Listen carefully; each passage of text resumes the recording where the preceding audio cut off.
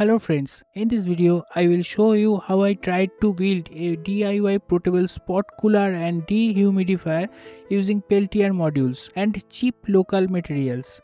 I will also show you the real practical result. Through this video, you will get a 100% real hands-on experience with Peltier modules. First, I made a plan to build this setup at a very low cost. Some Peltier kits available in the market were too expensive for me. My plan was simple: use a large heatsink with 3 fans for the Peltier hot side. For the cold side, I decided to use an aluminium box type channel. Once the aluminium channel gets cold, a brushless fan will blow cool air down through it. My goal was to keep the hot side heat pointing outside the room. I collected this high quality 21 cm big aluminium heat sink. Normal cabinet fans can fit on this, but to remove heat faster I brought 3 smaller high quality fans. Even though these fans are small, they give very good airflow, much better than cheap fans. I used GI wire to fix all 3 fans tightly onto the heatsink. The airflow is directed towards the heatsink and hot air will exit from the sides. To prevent hot air from leaking, I used masking tape to seal the gaps between the fans and the heatsink. Now hot air can only escape from the sides. My hot side setup is ready and now it is time to test its performance. I am using two TEC1-12706 Peltier modules. To run both, I need a 12 volt supply with at least 12 amperes. I found an old PC ATX power supply that can deliver 12 volts up to 16 ampere.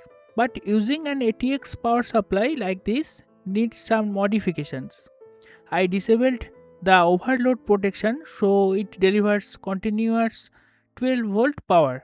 After doing this, I have to be very careful to avoid any short circuits. If you want to know how to modify an old ATX power supply, I have a dedicated video on that. You can check the link in the description. Now I have a solid 12 volt 16 ampere power supply, enough to run Peltiers and all fans. Current room temperature is 34.3 degrees Celsius. On the cold side of the Peltier, the temperature dropped down to 16 degrees Celsius. But because the heatsink gets too hot around 50 to 60 degree, it affects the cold side. So I added temporary thermocol and plywood isolation. After that, the cold side temperature dropped below 15 degrees Celsius. My hot side setup is working very well. Now the main challenge is proper heat isolation between the hot side and cold side, so the hot air does not warm up the cold side. I decided to use 5 mm plywood and 6 mm thermocol for heat isolation. But to bridge this gap, I needed an 11 mm thick solid aluminium block to connect the Peltier to the aluminium box channel. Since I could not find a solid block, I collected many small aluminium plates and cut them to the size of Peltier. Cutting 12 aluminium plates took a lot of time and hard work. But when I stacked these aluminium plates layer by layer on the cold side, the cooling dropped significantly. Stacking layer like this creates thermal resistance, so solid metal is necessary. So I decided to use only a single layer of aluminium plate. To reduce isolation thickness, I removed the plywood and kept only the thermocol. I cut the plywood to fit the heatsink properly. Now thermocol is the only heat isolation. Let's see if the cold side stay cold. The setup is ready for testing.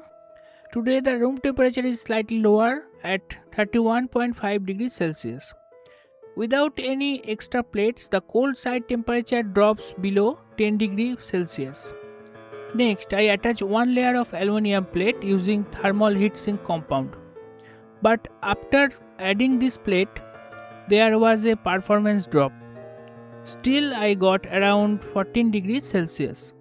When I added a second layer, the temperature increased even more. It was not enough to cool down the big aluminum channel. I also noticed that some heat was slowly leaking through the thermocol to the cold side. Without a proper solid aluminum block and 100% heat isolation, this project cannot succeed. If I make any new upgrades or work on this project again, I will definitely share a new video.